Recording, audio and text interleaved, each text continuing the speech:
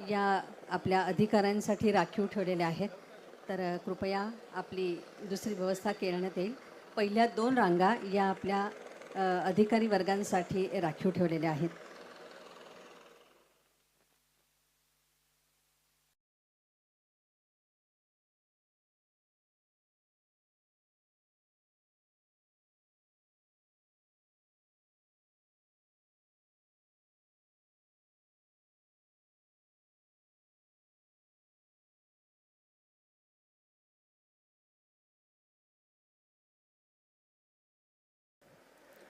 Bharat Ratna doctor Babasaheb Ambedkar यांच्या अर्धपुतळ्याला पुष्पहार अर्पण करत आहेत आपले प्रमुख अतिथी महाराष्ट्र राज्याचे राज्यपाल CP राधाकृष्णन साहेब, सन्माननीय मुख्यमंत्री देवेंद्र फडणवीस साहेब, तसंच उपमुख्यमंत्री एकनाथजी शिंदे साहेब,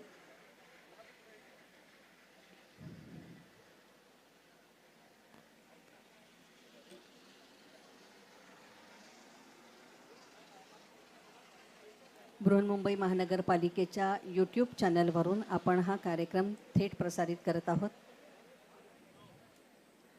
या निमित्तानं बृहन्मुंबई महानगरपालिकेने अनेक सोयीसुविधा या निमित्तानं आज उपलब्ध करून दिलेल्या आहेत.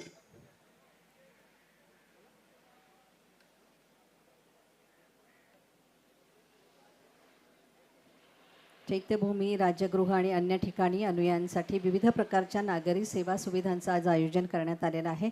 चैत्यभूमी येथील डॉक्टर बाबासाहेब आंबेडकर यांच्या स्मारक तसंच परिसरांचं नियंत्रण कक्ष, पिण्याच्या पाण्याची व्यवस्था, स्वच्छतागृह, शौचालय आदी सोयी सुविधा उपलब्ध करून देण्यात आलेल्या आहेत. त्याचप्रमाणे कुठलाही अनुचित प्रकार घडू नये यासाठी CCTV, चैत्यभूमीजवळ समुद्रात जीवरक्षक बोटी, अग्निशमन दलांचं पथकही तैनात करण्यात आलेलं आहे.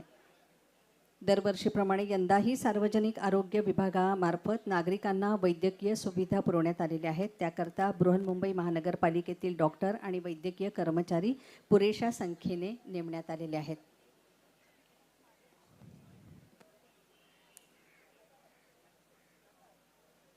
महानगरपालिकेच्या उद्यान विभागाकडून चैत्यभूमी परिसरातील उद्यानांचं सुशोभीकरणही करण्यात आलेलं आहे. आणीबाणीच्या प्रसंगी तत्काळ मदतीसाठी रुग्णवाहिका तैनात करण्यात आलेली आहे. आणि चैत्यभूमी येथील डॉक्टर बाबासाहेब आंबेडकर यांच्या स्मारकासह सभोवतालच्या कठड्यांना रंगरंगोटीही करण्यात आलेली आहे. त्याचप्रमाणे स्तूपाची सजावटही विविध रंगांच्या फुलांनी करण्यात आलेली आहे.